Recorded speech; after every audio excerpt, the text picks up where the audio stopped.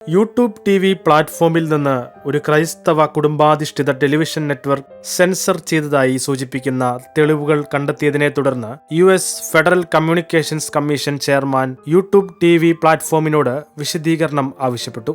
Cable television ശൃംഖലയിൽ അതിവേഗം വളരുന്ന രണ്ടാമത്തെ നെറ്റ്വർക്കായ ഗ്രേറ്റ് അമേരിക്കൻ മീഡിയയുടെ ഗ്രേറ്റ് അമേരിക്കൻ ഫാമിലി ഹോസ്റ്റ് ചെയ്യാൻ യൂട്യൂബ് വിസമ്മതിച്ചു എന്നാണ് FCC ചെയർമാൻ ബ്രണ്ടൻ കാർ വ്യക്തമാക്കിയത്. Comcast, Cox, Hulu, Fubo TV, Direct TV stream എന്നിവയുൾപ്പെടെ നിരവധി കേബിൾ സ്ട്രീമിംഗ് പ്ലാറ്റ്ഫോമുകളിൽ ഗ്രേറ്റ് അമേരിക്കൻ ഫാമിലി ലഭ്യമായിരിക്കെയാണ് വിശ്വാസാധിഷ്ഠിതവും കുടുംബ സൗഹാർദ്ദപരവുമായ ഉള്ളടക്കം വാഗ്ദാനം ചെയ്യുന്ന ഈ ചാനൽ ഹോസ്റ്റ് ചെയ്യാൻ യൂട്യൂബ് TV വിസമ്മതിച്ചത്.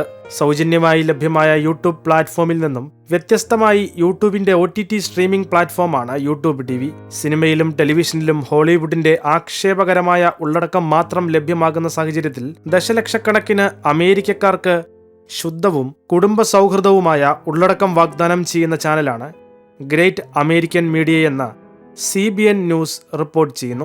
2021 ആരംഭിച്ച ഗ്രേറ്റ് അമേരിക്കൻ ഫാമിലിക്ക് യൂട്യൂബിൽ 1,10,000 സബ്സ്ക്രൈബേഴ്സുമുണ്ട്.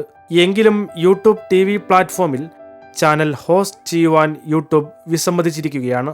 യൂട്യൂബ് TVയുടെ സബ്സ്ക്രിപ്ഷൻ സേവനങ്ങൾ നൽകുന്നത് ബിസിനസ് തീരുമാനങ്ങളുടെ അടിസ്ഥാനത്തിലാണെന്നും മതപരമായ ഉള്ളടക്കം നിരോധിക്കുന്ന നയങ്ങളൊന്നും തങ്ങൾ പിന്തുടരുന്നില്ലെന്നും യൂട്യൂബ് വക്താവ് പ്രതികരിച്ചു.